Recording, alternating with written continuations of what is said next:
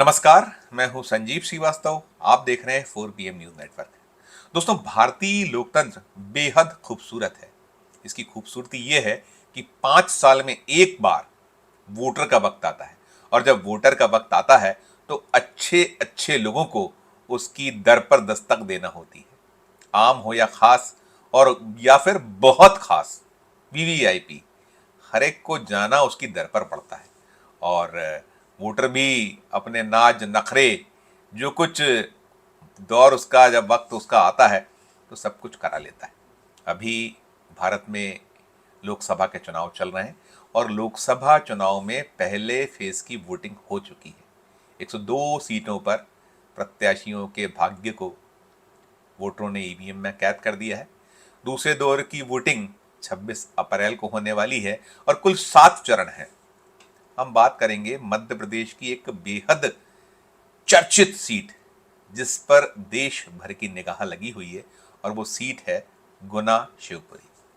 गुना शिवपुरी सिंधिया रियासत का जब दौर होता था तो उसकी एक पूरी की पूरी टेरिटरी थी, और टेरिटरी के बाद जब देश आज़ाद हुआ और चुनावों का सिलसिला आरंभ हुआ, तो इस सीट ने बहुत लंबे वक्त तक, या ये भी कह सकते हैं कि अधिकांशतः, सिंधिया राज परिवार, रियासत, क्योंकि पारिवारिक बैकग्राउंड की बात तो उम्मीदवार की होती ही होती है, और उस बात जब होती है तो ये जिक्र भी करना ही पड़ता है कि कौन कहाँ से, कैसे, किस परिवार से है। तो वो जो सीट है गुना शिवपुरी, उस पर सिंधिया परिवार का कब्जा रहा।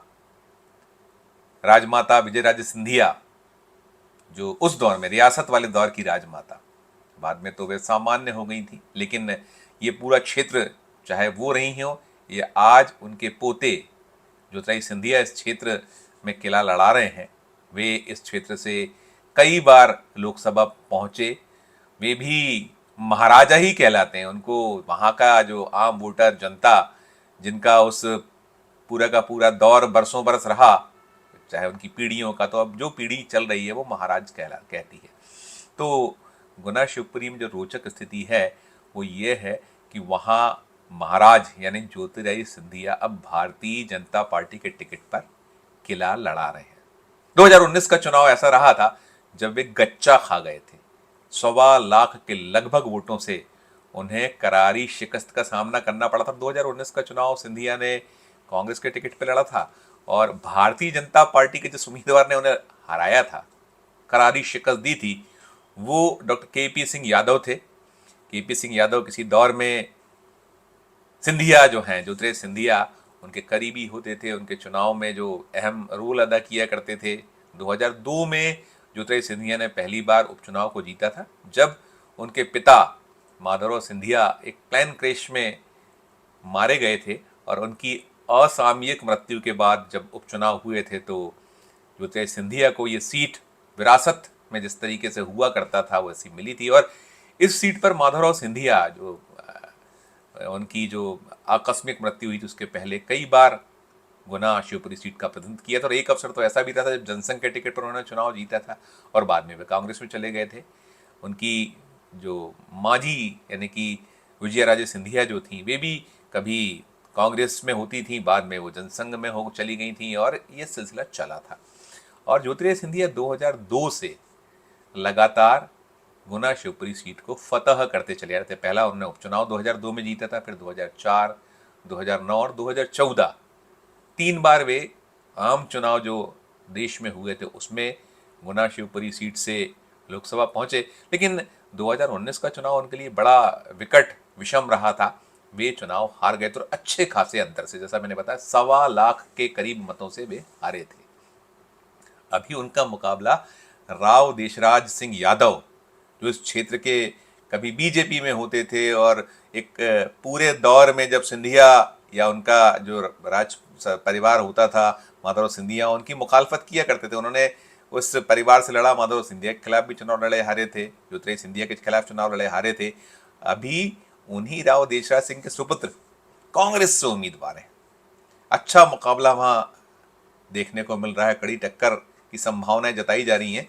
और कहते हैं ना कि दूध का जला छाछ को फूक फूक कर पीता है, तो सिंधिया इस बार बहुत एहतियात बरत रहे हैं, पूरी शिद्दत से चुनाव लड़ रहे हैं। अभी केपी सिंह यादव का टिकट कटा था, उनकी जगह उन्हें टिकट दिया गया है। केपी सिंह यादव भी भारतीय जनता पार्टी में है और वे कहीं ना कहीं थोड़ा सा नाराज दुखी तो थे, लेकिन पार्टी ने बैलेंस किया है। लेकिन जो यादव के समर्थक हैं उनका दिल का मर्म दर्द अभी बना हुआ है, बरकरार है कहीं ना कहीं। 3.5 लाख के लगभग इस क्षेत्र में यादव वोट हैं और भी कई जो जातीय समीकरण है वो है। और ज्योतिरादित्य सिंधिया ने 2020 में कांग्रेस से बगावत की थी, जब कमलनाथ की सरकार थी मध्य प्रदेश में, उसे गिराया था अपने कुछ विधायकों को लेकर। तो तमाम उन्हें लेकर जो माहौल है वो अभी ऐसा पूरी तरह से खत्म नहीं हुआ है, मिली जुली मिश्रित प्रतिक्रिया आती रहती। लेकिन ज्योतिरादित्य सिंधिया जमकर मेहनत कर रहे हैं, केला कर, और उनका पूरा का पूरा परिवार, उनकी पत्नी, उनका बेटा, वो भी चुनाव में धूल फांक रहा है। पहले इसके प्रचार किया करते थे ज्योतिरादित्य सिंधिया का उनके परिजन, खासकर पत्नी और उनके पुत्र, या उनकी माँ को भी देखा गया एक आध बार वो निकली कहीं तो उन्होंने जो एक अपील कर दी, या जो एक होता है कि क्षेत्र जो अपने आप को कभी ऋणी माना करता है तो वो उस तरीके का हुआ करता था। अभी जो वक्त है इस वक्त, उस दौर में सबसे ज़्यादा यदि कोई मेहनत कर रहा है ज्योतिरादित्य सिंधिया के बाद तो उनकी पत्नी भी कर रही हैं और उनके पुत्र भी कर रहे हैं। बाकी तो टीम पूरी है ही, भारतीय जनता पार्टी की टीम है, कांग्रेस से आए नेता हैं, और जो महारानी है, महाराज की पत्नी, उन्हें भी उसी अंदाज में जो क्षेत्र की जनता है प्रस्तुत होती है, वही सब कुछ संबोधन होता है। और वे भी जगह जगह जा रही हैं, वोट मांग रही हैं, धूल फांक रही हैं। और बदला हुआ है इस बार प्रचार जो है, उसका रवैया तरीका थोड़ा बदला हुआ है। अब बहुत सामान्य से एक नागरिक के तौर पर, एक सामान्य प्रत्याशी के तौर पर ज्योतिरादित्य सिंधिया भी पेश आ रहे हैं। अब भारतीय जनता पार्टी में है वे, तो उसी तरीके से है मामला। महाराज वाला जो ठसक थी, या जो एक पूरा का पूरा पिछला जो दौर होता था, उससे कुछ इतर है इस बार, अलग दिख रहा है पूरा के पूरे क्षेत्र में। 7 मई को यहाँ वोट पड़ने हैं। अभी लगभग 2 सप्ताह का वक्त शेष है। 5 मई को प्रचार थमेगा और उसके पहले जो कुछ हो सकता है, कोशिश सिंधिया या उनके समर्थकों, उनके घर परिवार की ओर से ये हो रही कि एक बड़ी जीत दर्ज करें ज्योतिरादित्य सिंधिया सीट पर। लेकिन रहा बहुत आसान नहीं है, बड़ी जीत के लिए बहुत पापड़ बेलने पड़ रहे हैं। और जो उनकी पत्नी प्रचार कर रही हैं, वो बुधवार को पहुंची थी क्षेत्र में प्रचार के लिए, और प्रचार करते करते उनका गला रुंधा आया। 2019 की जो हार थी, एक करारी शिकस्त, ना तो उसे सिंधिया भूल पाते हैं, ना ही उनकी धर्मपत्नी भूल पा रही हैं। और उनके मन का दर्द, मन का मर्म महिला वोटरों के सामने कैसा निकला, गला रुंधाया बोलते बोलते। सुनिए आप कि वो क्या कुछ उल्हाना उस क्षेत्र के वोटरों को दे रही हैं। 2019 में जो उनके पतिश्री की करारी हार थी, उस उल्हाने को सुनिए, फिर हम करते हैं आगे की बात। पूरा काम करवाना पड़ता है, उसको बहुत झेलना पड़ता है, आसान नहीं है। आप बताइए, आप लोग खेती करते हैं, एक दिन खेती निकलता है आपको, कभी रोना पड़ता है, कभी हंसना पड़ता है। महाराज आके आपको पूछते हैं ना, आपकी खेती ठीक है, सब ठीक है, हो रहा है ना काम। आप लोग कभी महाराज को पूछते हैं? कभी नहीं पूछते महाराज को। इस बार मैं फिर आई, जब महाराज आते थे बीच में, मैं भी बोलती थी क्यों जा रहे हैं। तो महाराज ने बोला उनके पास नहीं जाऊंगा तो मैं कहाँ जाऊंगा, उनका काम नहीं करूंगा तो कौन करेगा। लेकिन जब आप ये ताकत उनके हाथ से निकाल देते हैं, तो फिर आप भी कैसे जा सकते हैं उनके पास काम के साथ। तो सुना आपने, ये मिसेस ज्योतिरादित्य सिंधिया थी, जो कह रही थी कि महाराज तो आपके सुख दुख में आते रहते थे, आते रहे हैं। कभी उन्होंने आपके जो क्षेत्र की जनता है उसके सुख दुख, उसके कामकाज, उसके लिए हमेशा सुन लिया। जब हार गए तब भी यार, वो कह रही है कि मैं पूछती थी कभी कभी कि क्यों जा रहे हैं जिनने उन्हें हरा दिया। वो उनका जो भाव है वो उसी तरीके से प्रकट हुआ है, आपने सुन लिया होगा कि वो कह रही थी। और आपने नहीं सुन पाया तो इसी हमारे वीडियो में थोड़ा फिर उसको रिमाइंड करके सुन लीजिए उनको, तो आपको पूरा जो हम वीडियो बना रहे हैं मामला मसला और ठीक से समझ में आ जाएगा। वो संकेतों में कह रही हैं कि वो तो आपके सुख दुख में खड़े हुआ करते थे, फिर आपने हरा दिया था 2019 में।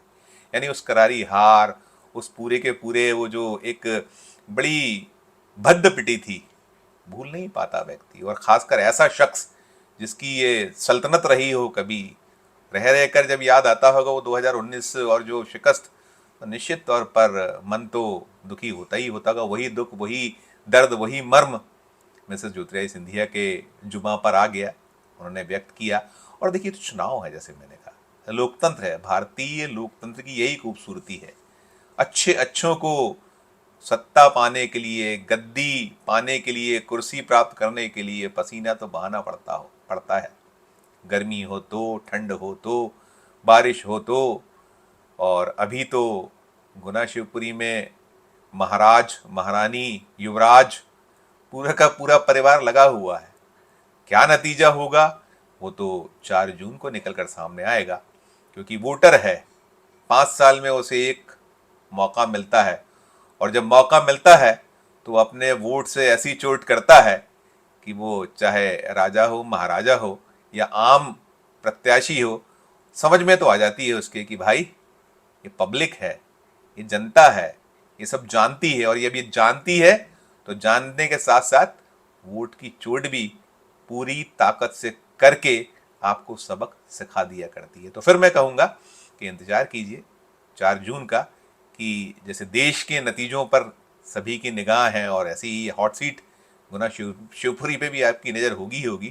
तो 4 जून को सामने आ जाएगा कि आखिर ये पसीना बहाने का जो पूरा का पूरा सिलसिला चला था, उसमें सफलता किसे मिली और असफल कौन रहा। इस वीडियो में फिलहाल इतना ही। हम फिर किसी नए वीडियो के साथ आपके समक्ष उपस्थित होंगे। हमारी अपील कि हमारे इस चैनल को लाइक कीजिए, सब्सक्राइब कीजिए, और यदि ज्वाइन का बटन नहीं दबाया तो ज्वाइन का बटन दबाइए, साथ में बेल आइकन भी दबाइए, ताकि हमारी हर खबर आपको वक्त पर मिल जाए। इसके अलावा इस वीडियो को अधिक से अधिक लोगों से शेयर कीजिए। साथ में हमारे इस वीडियो को लेकर कमेंट जरूर कीजिए कि ये वीडियो, ये खबर आपको कैसी लगी। और देखते रहिए 4 PM Madhya Pradesh, 4 PM national और 4 PM हमारे अन्य राज्यों के चैनलों को। धन्यवाद, नमस्कार।